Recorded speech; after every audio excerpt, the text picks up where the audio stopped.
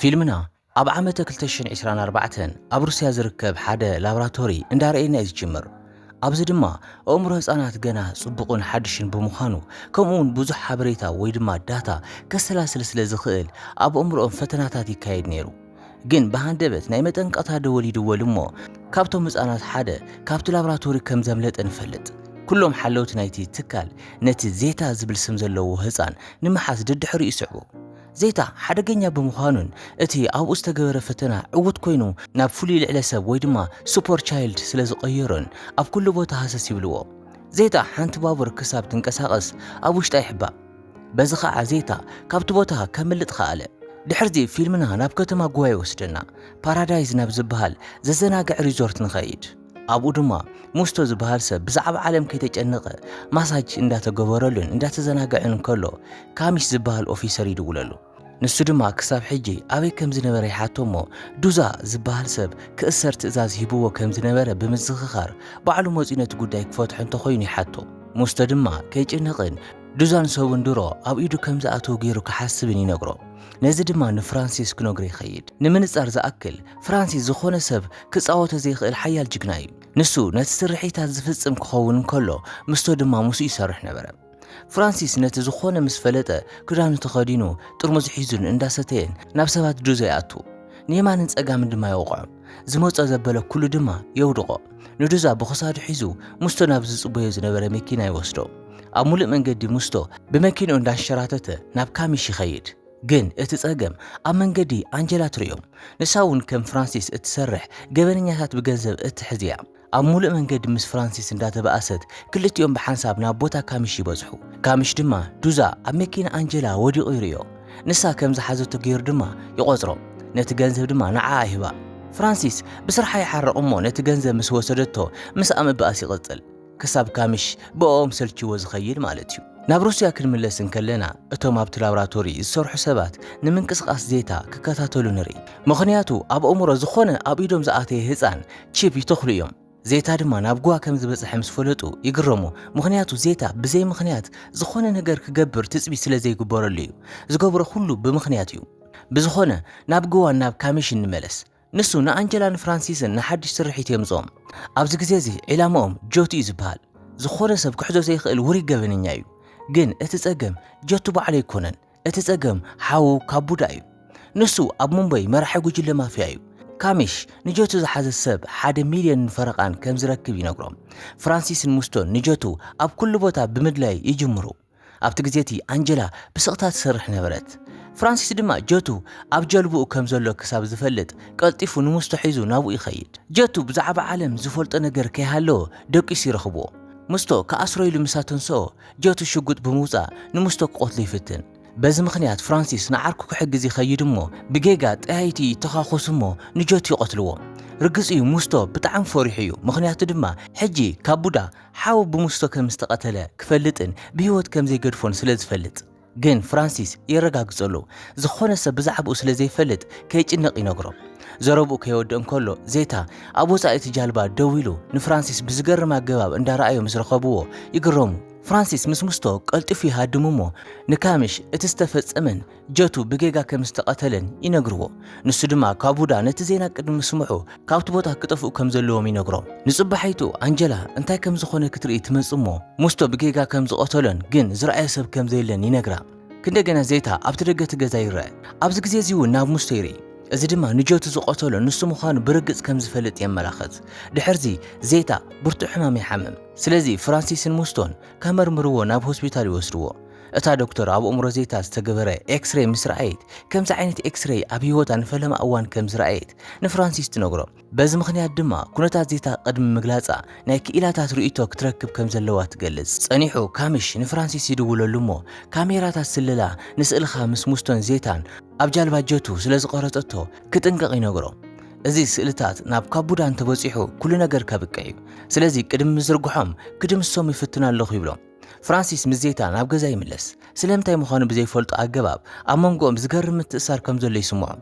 ግን እቲ ዝገርም ነገር ዜታ ኩሉ ግዜ ካብ ዝሓለፈ እዋን ዝገርም ተዘክሮታት ይርኢ ነበረ ክሳብ ሕጂ ድማ እዚ እንታይ ምዃኑ ኣይተረድኦን ብዝኾነ ንጽቡሓይቱ ፍራንሲስ ምስ ዜታን ሙስቶን ኮይኑ አንጀላ ብዝኾነ ነገር ክትሕግዞም ትኽእል እንተኾይና ንምርኣይ ክራኸብዋ ይኸዱ ግን በሃንደበት ካብ ቡዳ ምስ ሰቡ ኮይኑ ንኹሎም ኣብኡ ዘለዉ ክውድኦም ይመጽእ ፍራንሲስ ነዚ ኩነታት ምስ ረኣየ ብጣዕሚ ይፈርሕ ብፍላይ ድማ ንዜታን ምድሓን ይጭናቕ ዜታ ንኹሎም በዓሉ ክገጥሞም ከም ዝኽእል ኣይፈልጥን ነይሩ ካብ ቡዳ ዝኾነ ነገር ቅድሚ ምግባሩ ናይ ሩስያ ሓይልታት ንዜታ ክወስድዎ ይመጹ ካብ ቡዳ አንጻሮም ደው ክብል ምስ ፈተነ ብቐሊሉ ይቐትልዎ እሞ ንዜታ ኣብ መኪኖም ጨውዮም ይወስድዎ ፍራንሲስ ነቲ ቆልዓ ኣይገደፎን ነታ መኪና ንምሓዝን ነቲ ህፃን ንምድሓንን ብሙሉእ ዓቕሙ ደድሕሪኦም ክጎይ ይጅምር ግና ኣብ መንጎኦም ዝገርም ምትእስሳር ይስምዖ ነበረ ድሕርዚ ብግዜ ንድሕሪት ንምለስ ብጣዕሚ ንድሕሪት ናብ ዓመተ 1070 ኣብቲ ግዜቲ ሰራዊት ሮማውያን ኣብ ማእኸል ህንዲ ውቅያኖስ ንዝርከባ 5 ደሴታት ንምጥቃዕ ተኣኪቦም ነበሩ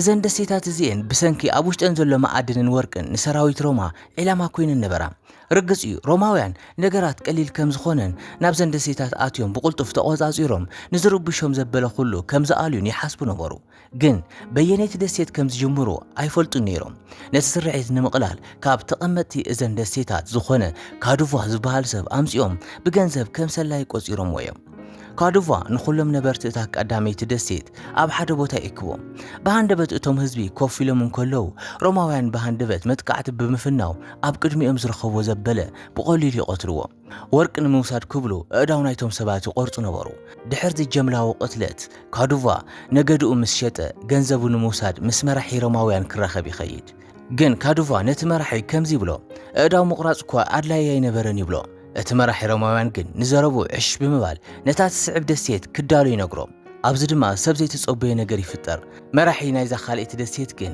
ሓያል መንፈስ ንጉስ ሓጺንን ሓው ንካዱፋ ዝኾነ ካንጉቫ እዩ ንሱ ጥልመት ካዱፋ ይፈልጥ እሞ ህዝቢ ንምእካብ ናብ ደሴቱ ክሳብ ዝመጽእ ይጽበዮ በሃንደበት ካንጉቫ ይመጽእ እሞ ናብቲ ኣብ ዝነበሮ ደሪቑ ናበይ ከም ዝኸይድ ጠፊእዎ ዝነበረ ካዱቫ ክጎይ ይጅምር በሃንደበት ካንጉቫ ንኹሎም ወተሃደራቱ ይጽውዕ እሞ ካብ ኩሉ ጫካታት ወፂኦም ንካዱቫ ይኸብዎ ግን እቲ ዝሕዝን ሰራዊት ሮማ ኣብቲ ግዜቲ ይበጽሑ ዝሕዝን ንዓቱ እምበር ንካንጉቫ ይኩነን ንሱ ብሙሉእ ሓይሉ ኣብ መንጎ ወተሃደራት ሮማ እንዳጎየ ካብ መጥቃዕቶም እንዳምለጠ ኩናት ወሲዱ ሓደ ብሓደ ክወቕዖምን ክቐትሎምን ይጅምር ኩናት ሒዙ ኣብ ኣየር የዘውሮ ኣብ ቅድሚኡ ዝመጸ ዘበለ ድማ ናይ መወዳእታ መዓልቱ እያ ካንጉቫ ካብ ሮማውያን ሓደ እኳ ኣብ ቅድሚኡ ደው ክብል ክሳብ ዘይኽእል ንየማንን ጸጋምን ይወቕዖም ርግጽ እዩ ካንጉቫ ነቲ ከዳዕ ካዱቫ እውን ክሃድም ኣይፈቐደሉን እሞ ክሕዞ ይኸይድ ኢዱ ቆሪጹ ድማ ኣብ ቅድሚ ኩሉ ህዝቢ ንክቐትሎ ናብታ ደሴት ይወስዶ ኩሉ ሰብ ዋጋ ጥልመት ምስ ካንጉቫ ክፈልጥ ኣለዎ እኳ ደኣ ወድን ሰበይትን ካዱቫ እንዳበኸዩ ከለዉ ከምኡ ነገደ ካዱቫ ክከላኸሉ እኳ እንተኸዱ ከዳዕ ምዃኑ ምስ ፈለጡ ግን ካንጉቫ ድሌቱ ክገብሮ ይገድፍዎ ካንጉቫ ምስ ሮማውያን ክሰርሕ ንዝሓሰበ ዝኾነ ሰብ መርአያ ምእንቲ ክኸውን ብሓዊ ይቃጽሎ ንጽባሒቱ ካንጉቫ ኩሎም ህፃናት ንወዲ ካዱቫ እንዳወቕዑ ወዲ ከዳዕ እንዳበሉ ክጽውዕዎ ይርኢ ግን ካንጉቫ ነዘይፈተየን እቲ ወዲ ብናይ ኣቡኡ ስራሕ ዕዳ ስለ ዘይብሉ ከም ዘኽብርዎ ይገብር ሮማውያን ብርግጽ ከም ዝምለስ ስለ ዝፈልጥ ንወተሃደራቱ እንደገና ናብ ምልማድ ይምለስ ብርግጽ ድሕሪ ሒደት መዓልታት ሮማውያን ተኣኪቦም ብሓድሽ ውጥን ይመጹ ካንጉቫ ሰራዊት ሒዙ ምስኣቶም ናብ ጫካ ይኣቱ ሮማውያን ግና ንገሊኦም ይቐትልዎም ካንጉቫ ከም ዝተሃደኑን ሮማውያን ድማ ድብያ ከም ዘዳለውሎምን ይስምዖ ስለዚ ሰቡ ናብ መሬት ክደኑ ይገብር እሞ ባዕሉ ናይ እዋን ምንቅስቓስ ብምስትውዓል ሮማውያን ኣበይ ከም ዘለዉ ክረክብ ይኸይድ ክሳብ ዝረኸቦም ኣብቲ ግዜቲ ሓደ ጉንዲ ኦም ብምስሓብ ኣብ ዝባኑ ሒዙ ኣብ ቀረቡ ንዝመጽእ ዘበለ ክወቅዕ ይጅምር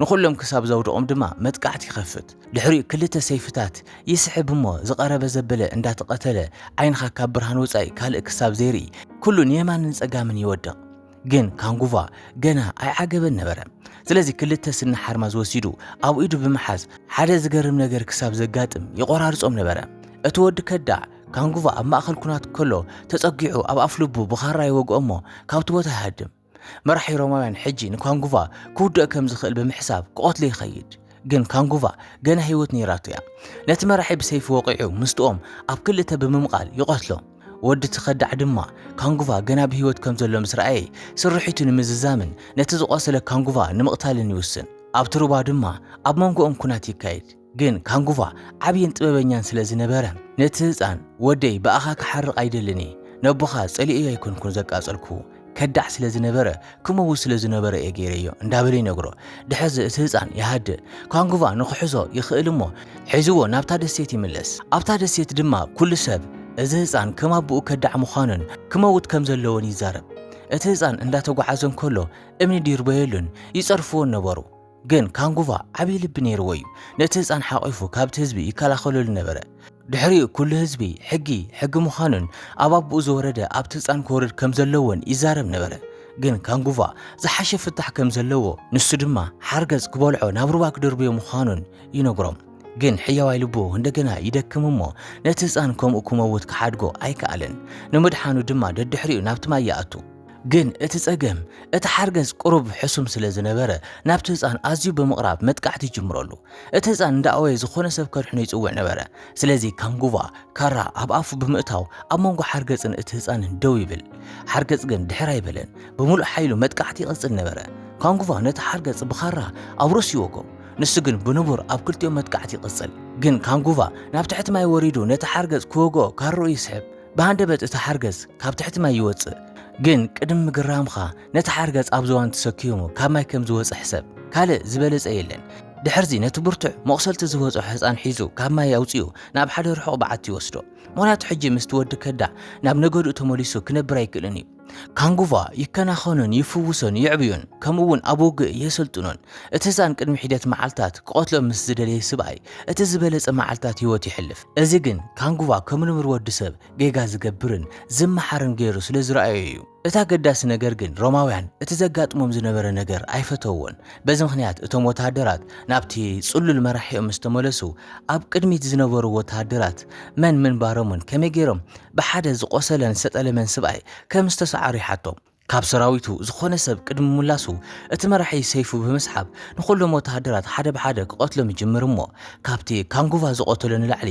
ክቐትለኩም እየ ይብሎም ኣብቲ ግዜቲ ታይታን ዝበሃል ተባዕ መራሒ ካብ ሮማውያን እስራሕ እዚ ንዓና ግደፎ ንካንጉቫ መን ምዃነ ይከርዮ ይብሎም እቲ መራሒ በዚ ሓሳብ እዚ ይሰማማዕ እሞ ክንደገና ብዓብይ ሰራዊት ናይቶም ሓያላት ወታደራት ሮማ ዓጅቡ ይሰዶም ወታደራት ሮማ ናብታ ደሴት ይኣትዉ ኣብዚ ግዜ እዚ ድማ ኩሉ ነገር ብወርጭን በረድን ተሸፊኑ ነበረ ሮማውያን ሃገሮም ተመሳሳሊ ኩነታት ኣየር ስለ ዘለዋ እዚ ንዓዓታቶም ከም ጽቡቕ ኣጋጣሚ ገይሮም ረኣይዎ ብርግጽ ናብ ጫጋ ይኣትዉ እሞ ነገራት ብጽቡቕ ይኸደሎም ክሳብ ብሃንደበት ሓንቲ ንእሽቶ ጓል መጺኣ ሓድሽ ነገር ስለ ዘየለ ሰልችና ነይሩ ምምጻእኹም ብጣዕሚ ጽቡቕ ገይርኩም ትብሎም ብሃንደበት ሮማውያን ካብ ኩሉ ሸነኽ መጥቃዕቲ ይወርዶም እሞ ከመይ ገይሮም ከም ዝከላኸሉ ወይጠፎም ታይታን ነዚ ዘረባታት ገዲፉ ንካንጉቫ ኣብ ኩሉ ቦታ ይደልዮ ነዛ ንእሽቶ ጓል እውን ጨው ይሕዛ እታ ጓል ድማ ሰዓበኒ ባዕለይ ናብ ቦታ ካንጉቫ ክመርሐካ እየ ኣይትጨነቕ ትብሎ እታ ሓሻ ታይታን ድማ ደድሕሪ ኣይጓዓዝ ክሳብ ኣብ መጻወድያ ወዲቑ ኣብ ኣየር ከም ዝጥንጠል ዝርዳእ ኣብዚ ካንጉቫ ይመጽእ እሞ ገመድ ሒዙ ንታይታን ኣብ ክልተ ክሳብ ዝመቕሎ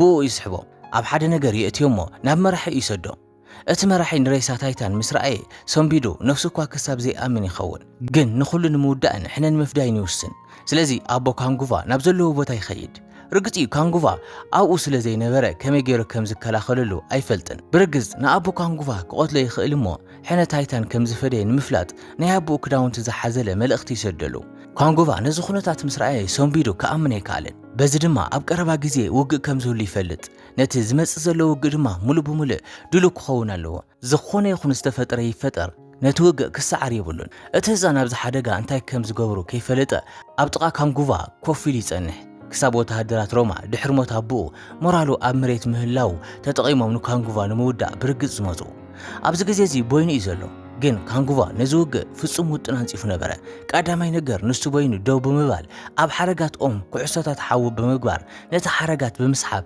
ኩዕሶታት ሓዊ ኣብ ልዕሊ ሮማውያን ደርቢዩ ንገሊኦም የቃጽሎም እቲ ውጥን ዝተወደአከ ይመስለካ ኣይተወደአን ርግጽ ካንጉቫ ገና ይዳሎ ጥራሕ እዩ ዘሎ ድሕሪኡ ኣብ ክልተ ነዋሕቲ እዋም ይድይብ እሞ ተመን ዘለዎም ፍላጻታት ናብቶም ወታደራት ይትኩስ ግን ገና ቁጽር ሮማውያን ኣዝዩ ብዙሕ ነበረ መጥቃዕቱ ይቕጽል ኣብዚ ግዜ እዚ ድማ ይጽበዮም ነበረ ምስ ቀረብዎ ደው ካብ ዘውለሉ ቦታ ኮይኑ ዝኾነ ሰብ ክትንክፎ ከይከኣለ ንዝያዳ ካብኣታቶም ንምውዳእ እምኒ ይደርብየሎም ድሕሪኡ እቲ ህፃን ምስኡ ክዋጋ ኣብ ጥቕኡ ደው ይብል ኣብዚ ግዜ እዚ ኣብ መንጎኦም ዘሎ ርክብ ኣዝዩ ሓያል ይኸውን እሞ ክልቲኦም ከም ኣቦን ወድን ይኾኑ ኣብ ዓመተ 2024 ንፍራንሲስ እቲ ዝገብሮ ዘሎ ኩሉ ምኽንያት እዚ ምዃኑ ንፈልጥ እታ ገዳስ ነገር ኣብዚ ሕጂ እዋን ፍራንሲስ ደድሕሪ እታ መኪና ብምሉእ ዓቕሙ ምጉያዩ እዩ። ንሳ ድማ ብርግጽ ካብኡን ላዕሊ ቅልጥፍቲ እያ። በዚ ምኽንያት ድማ ሰንሰለቱ ናብኣ ይደርብ እሞ ብኡ ኣቢሉ ነታ ናይ ሩስያ ላብራቶሪ መኪና ናብ ወደብ ክሳብ ተኣቱ ክከታተላ ኸኣለ። ርግጽ እዩ ፍራንሲስ ደድሕሪኦም ይኸይድ እሞ ዜታ ንምርካብ ኣብ ኩሉ ቦታ ይደልዮ። ግን ርእሱ ኣትሪሮ ናብ ጫፍ ናይታ ዝለዓለት ህንፃ ይድይብ እሞ ናይ ዜታ ቦታ ዝሕብር ዝኾነ ምልክት ይደሊ። ክሳብ ኣብ ናይ ሩስያ ላብራቶሪታት ዝኾነት ብሕታዊት ነፋሪት ከም ዝተሰቐለ ዝፈልጥ ንዜታ ወሲዶም በኣ ካምልጥ እዮም ሓሲቦም። ናብ ዓመት 1970 ክንምለስ ከለና እቲ ውግእ ኣብ ክልተ ፍርቂ ይምቀል። እቲ ቀዳማይ ውግእ ብ17 ኣብ መንጎ ካንጉቫን ኣብ ጃልብኡ ኮይኑ ምስ ካንጉቫ ብምሉእ ሓይሉ ዝዋጋእ ዝነበረ መራሒ ሮማን እዩ። ርግጽ እዩ ኣዝዩ ሓያል ነበረ። ንካንጉቫ ሒዙ ይገጥሞን ይድርብዮን የንቀጥቅጦን ነበረ። ካንጉቫ ድማ ኣብ እግሩ ደው ክብል ኣይከኣልን። እቲ ካልኣይ ውግእ ብ2024 ምስ ፍራንሲስ ኮይኑ ንሱ እታ ነፋሪት ካብ ቦታ ቀድሚ ምብጋሳ ብሞተር ሳይክሉ ናብታ ነፋሪት ክዘልል ክኢሉ እዩ። መትረየስ ኣውፂኡ ናብቶም ሓያላት ምዃኖም ዝተረጋገፁ ሩሳውያን ወተሃደራት ተኽሲ ይቕጽል። ንፍራንሲስ ክሕዝዎ ከኣሉ እሞ ከም ዘይንቀሳቐስ ገይሮም ድማ ሃረምዎ። ኩነታት ካንጉቫ ካብ ናይ ፍራንሲስ ዝሓሸ ይነበረን። ንመራሒ ሮማ ሒዙ ካብታ ጃልባ የልዕሎ እሞ ይወቕዖ። ኩነታት ፍራንሲስ እውን ብዙሕ ዝሓሸ ይነበረን። እዚ ድማ ወሲዶም ካብታ ነፋሪት ምስ ደርበይዎ ንኸይወድቕ ዝከኣሉ እንዳፈትነ ብዓብዪ ጸገም ጫፍ ናይታ ነፋሪት ምስ ሓዘ እዩ። ካንጉቫ እውን ይሕንቕ ነበረ። ኣብዚ ግዜ እዚ እቲ ህፃን ንክሕግዞን ካድሕኖን ይፍትን፣ ግን ብኣጋጣሚ ናብ ማይ ይወድቕ። ሩሳውያን ወተሃደራት ዜታ ስለ ዝረበሾም ርእሱ ቆሪጾም እምሩ ወሲዶም ኣብ ሓድሽ ህፃን ብምእታው ፈተኖም ክቕጽሉ ደልዮም እዮም ነይሮም። ኣብ ናይ መወዳእታ ደቂቕ ፍራንሲስ ይበራበር እሞ ካብ ጅቡእ ካራ ብምውፃእ ናብቲ ርእሲ ዜታ ክቆርጥ ዝደለየ ሰብ ይድርብዮ። ካንጉቫ እውን ይበራበር እሞ ንመራሒ ሮማ ሒዙ ይገጥሞ። ኣብ መርበብ አንጠልጢሉ ድማ ይወቕዖን ይወጎን። በቲ ሓደ ሸንኺ ድማ ፍራንሲስ ኣብ መወዳእታ ንዜታ የድሕኖ እሞ ብኡ ይሕጐስ። ኣብዚ ድማ ካንጉቫ ኣብ ኣካላት ፍራንሲስ ከም ዝዘዋወር ንፈልጥ። እዚ መራሒ ናይ ሩስያ ላብራቶሪ ድማ እቲ ካንጉቫ ዘቃጸሎ ከዳዕ ናይ ካዱቫ ደም ኣብ ኣካላት ይዘውር ኣሎ። በዚ ድማ ፊልም ናይ ውዳእ እምበኣርከስ ክቡራት ተኸታተልትና እዛ ፊልም ከም ዝፈተኹማ ተስፋ ይገብር። ክሳብ መወዳእታ እንተበፂሕኩም ከም ትወትሩ ትገብርዎ ኣብ ቪድዮ ላይክ ምግባርን ጽቡቕ ኮመንት መጽሓፍን ኣይትረሱ ኢኹም። ከምኡውን ንፈለማ እዋን ትከታተሉና ዘለኹም ንኹሉ ዝመጽእ ፊልሚ ክትከታተሉ እንተኾይንኩም ሰብስክራይብ ምግባርኩም ኣይዘንጉ ኢኹም። ክሳብ ብኻሊእ ፊልም ንራኸብ። ሰናይ ቀን